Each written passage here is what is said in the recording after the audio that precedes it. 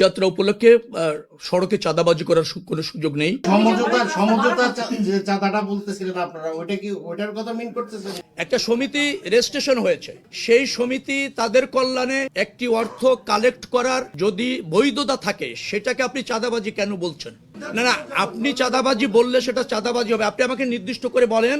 আইন শৃঙ্খলা রক্ষাকারী বাহিনী, পরিবহন সেক্টরে যারা জড়িত সবাই তৎপর আছে। আমাদের মন্ত্রণালয় থেকে যারা এখানে মনিটরিং করার দরকার সেটা আছে, মোবাইল কোর্ট আছে, হাইওয়ে পুলিশ তৎপর আছে, স্থানীয় প্রশাসন সক্রিয় আছে এবং মালিক সমিতি, আমি আগেই বললাম যে যারা আছেন পরিবহন শ্রমিক নেতারা যারা আছেন তারাও এই ব্যাপারে তৎপর আছেন।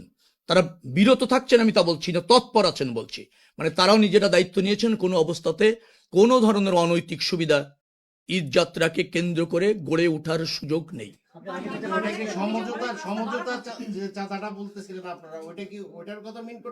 না, আপনি এখানে সেটা আনছেন কেন? আপনি জেনে বলেন, প্রশ্ন প্রসঙ্গের মধ্যে বলেন। মালিক সমিতি তাদের কল্যাণে নির্ধারিত হারে ঐক্যবদ্ধভাবে অথবা সর্বসম্মতিতে তারা তাদের কল্যাণে একটা চাঁদা গ্রহণ বা নিয়মিত নেন। সেটা শ্রমিকদের কল্যাণে শ্রমিকরা এবং মালিকদের কল্যাণে মালিক সমিতি, শ্রমিক সমিতি সেটা গ্রহণ করেন। সেটাকে আমি বলছি চাঁদাবাজি নয়। না না, এন্ডোসের কথা বলছি না। একটা সমিতি রেজিস্ট্রেশন হয়েছে, সেই সমিতি তাদের কল্যাণে একটি অর্থ কালেক্ট করার যদি বৈধতা থাকে, সেটাকে আপনি চাঁদাবাজি কেন বলছেন? না না, আপনি চাঁদাবাজি বললে সেটা চাঁদাবাজি হবে। আপনি আমাকে নির্দিষ্ট করে বলেন, সমিতির অথবা শ্রমিক সংগঠনের বৈধতা নেই, রেজিস্ট্রেশন নেই, তারা সেখানে স্বেচ্ছাচারীভাবে কোনো জায়গা থেকে মালিকদের কাছ থেকে, শ্রমিকদের কাছ থেকে বা পরিবহন সেক্টর থেকে চাঁদা নিচ্ছে, আপনি আমাকে জানান। তাৎক্ষণিক ব্যবস্থা করে তাদেরকে শাস্তির আওতায় আনা হবে, চিরতরে বন্ধ করা হবে। বাড়তি ভাড়া নেওয়ার কোনো সুযোগ নেই। নির্দিষ্ট ভাড়া নির্ধারণ করে আছে, সেই নির্ধারিত ভাড়ার চেয়ে 1 টাকা বেশি নিলে আমাদেরকে জ্ঞাত করেন, তার দৃষ্টান্তমূলক শাস্তি হবে এবং তার নিয়ন্ত্রণ যে কোনো মূল্যে করা হবে।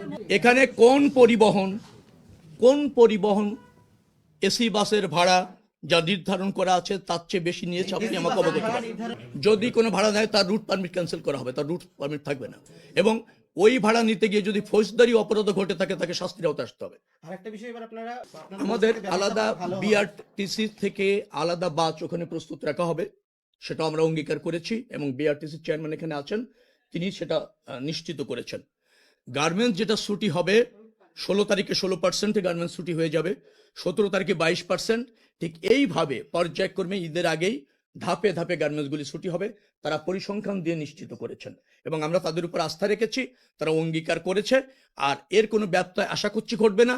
ঘটলে সেখানে তাৎক্ষণিকভাবে যানজট মুক্তভাবে পরিবহনগুলি এবং যাত্রীরা যাতে গন্তব্যে পৌঁছাতে পারে, যখন যে ব্যবস্থার প্রয়োজন হবে তা নিশ্চিত করবার জন্য আমাদের সব ডিপার্টমেন্ট, সব সংস্থা প্রস্তুত আছে। পরিস্থিতি বুঝে যে কোনো ব্যবস্থা নেওয়া হবে, উদ্বুদ্ধ পরিস্থিতি থাকে।